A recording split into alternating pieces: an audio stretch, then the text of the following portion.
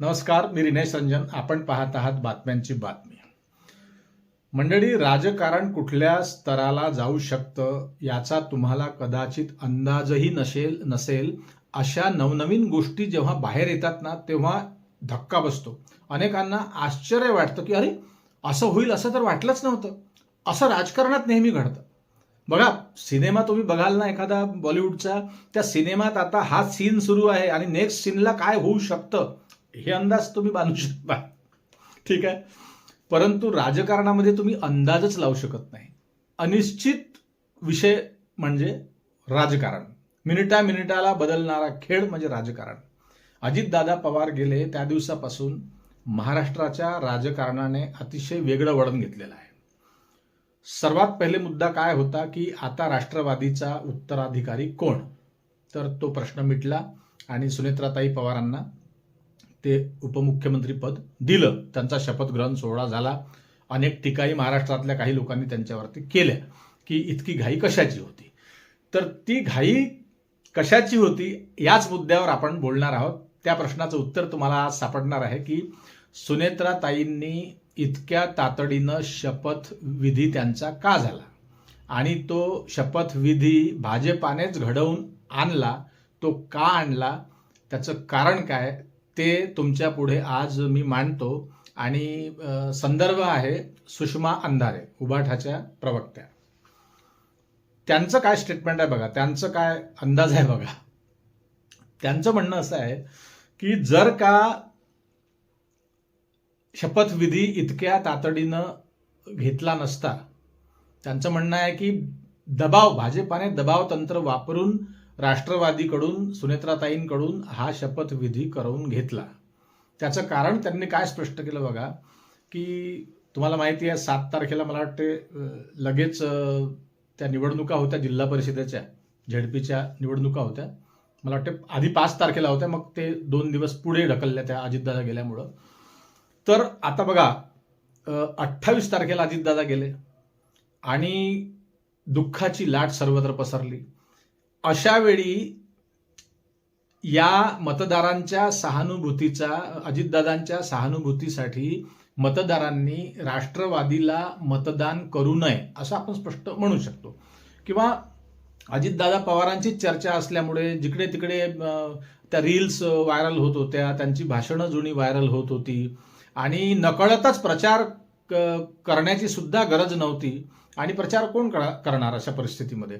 पण तरीही सहानुभूतीची लाट ही राष्ट्रवादीच्या बाजूने जाऊ नये, अर्थात अजित पवार गटाच्या बाजूने जाऊ नये, यामुळे ही तरकीब शोधून काढली आणि भाजपाने ही शपथविधी हा घडवून आणला सुनेत्राताई पवारांचा. त्यामुळे ती घाई त्यांनी केली. राज्यात सर्वत्र सहानुभूतीची लाट अजून जास्त पसरली असती. अर्थात सहानुभूतीमुळे काही सीट्स आल्याही देखील, राष्ट्रवादीला त्याचा फायदा झाला. परंतु ती लाट थोडी थोपवल्या गेली. ती लाट जर थोपवली नसती, शपथविधी झाला नसता, तर ती लाट थोपवल्या गेली नसती. म्हणून हा शपथविधी सुनेत्राताई पवारांचा घेण्यात आला असं सुषमाताई अंधारेंचं मत आहे. आणि दुसरी महत्वाची गोष्ट आहे की मग प्रफुल्ल पटेल आणि सुनील तटकरे हे दिल्लीला होते आणि सुनेत्राताई पवार, जय पवार, पार्थ पवार हे पंतप्रधान नरेंद्र मोदींच्या भेटीला गेले होते. अमित शहांची त्यांनी भेट घेतली. ती भेट कशासाठी होती, तर ती भेट होती विलिनीकरण राष्ट्रवादीचं. परंतु माहिती अशी आहे मित्रहो की अमित शहा आणि मोदींनी, दिल्लीश्वरांनी त्यांना हे सांगितलं की तुम्ही तुमचा निर्णय घ्या. हा तुमच्या घरचा कौटुंबिक विषय आहे, कारण तिकडे दुसरीकडे काका आणि इकडे अजितदादाच्या रूपाने पुतणे. तर असा तुमचा तो फॅमिलीचा विषय आहे. तुम्ही त्याचा निर्णय घ्या आणि तुम्ही जर एकत्र येत असाल तर आम्हाला काहीही हरकत नाही. परंतु त्यामध्ये तिसरा मुद्दा काय होता, लोकांच्या मनात काय शंका होती किंवा अनेकांनी काय गुप्तपणे बोलवून दाखवलं की प्रफुल्ल पटेल आणि सुनील तटकरे हे दोन्ही राष्ट्रवादीची युती अर्थात विलिनीकरण होऊ देणार नाहीत. त्याच्या पाठीमागचं राजकारण आहे, काय कारण आहे, तर तुम्ही ते शोधा आणि कमेंट बॉक्समध्ये लिहा मंडळी. परंतु या 2 गोष्टी आहेत. आता तिथून दिल्लीवरून त्या गोष्टीसाठी सुनील तटकरेंचा जो काही त्यांची इच्छा असेल, त्यांची मनोकामना असेल, प्रफुल्ल पटेलांची मनोकामना असेल, ती त्या ठिकाणी पूर्ण झालेली दिसत नाही. आणि म्हणूनच प्रफुल्ल पटेल आणि सुनील तटकरे यांचे चेहरे पडलेले आहेत, असंही काही जणांचं म्हणणं त्या ठिकाणी पडलं. म्हणजे आता विषय असा आहे की सगळ्यात पहिले मी जे तुम्हाला ही घटना सांगितली की शपथविधी, सर्वांच्या तोंडामध्ये एकच प्रश्न होता, अनेकांनी टीका केली. कधी कधी काय असतं की राजकारणाचे आपण फार लांब असतो, आपण ग्रामीण भागामध्ये तर छोटे कार्यकर्ते एकमेकांवर तुटून पडतात, खरं तर त्यांना माहिती काहीच नसतं, त्यांच्याच पक्षाची रणनीती त्यांना माहिती नसते, छोट्या कार्यकर्त्यांना ठाऊक नसते, विनाकारण आपसात भांडतात.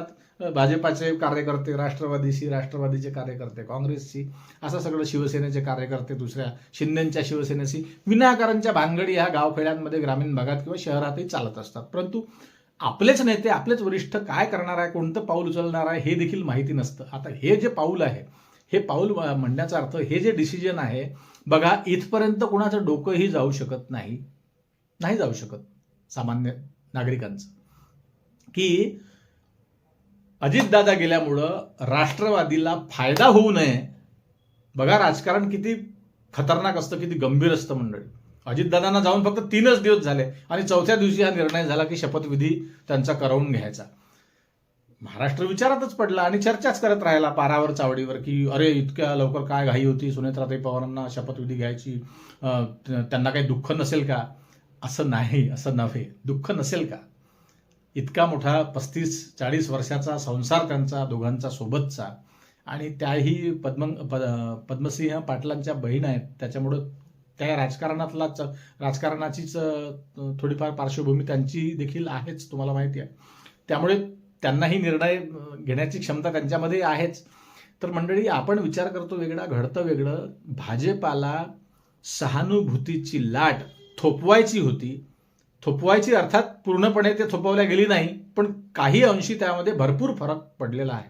झेडपीमध्ये तुम्ही रिझल्ट पाहिले असेल तर नंबर 1वर भाजपाच आहे, दुसऱ्या क्रमांकावर राष्ट्रवादी आहे अजितदादांची, आणि तिसऱ्या क्रमांकावर मला वाटतं शिवसेना आहे.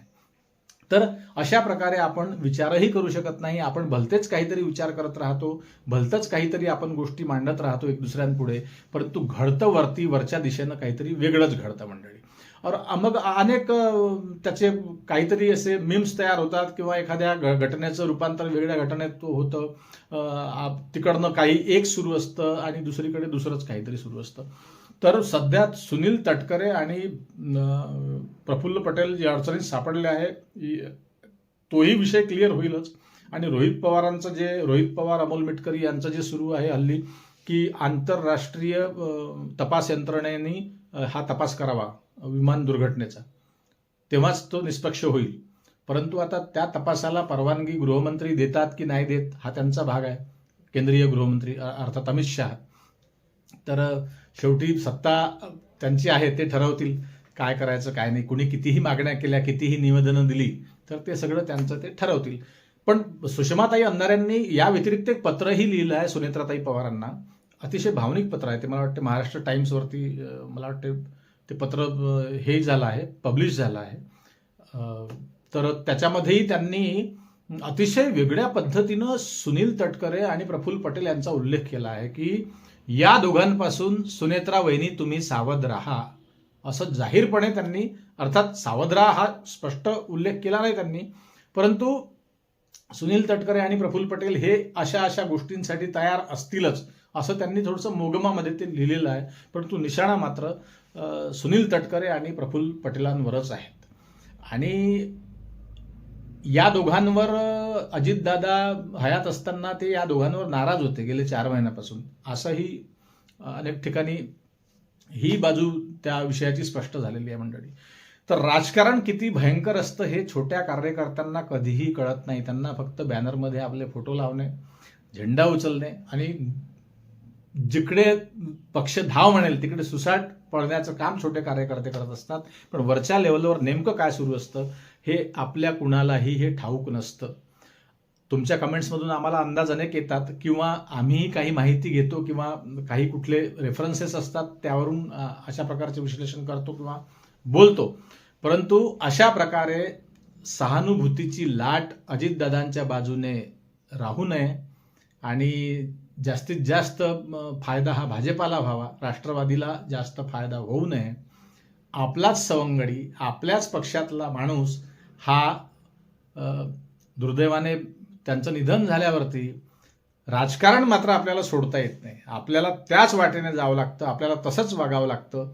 ही एक जणू दगडावरची रेष राजकारण्यांची असते मंडळी.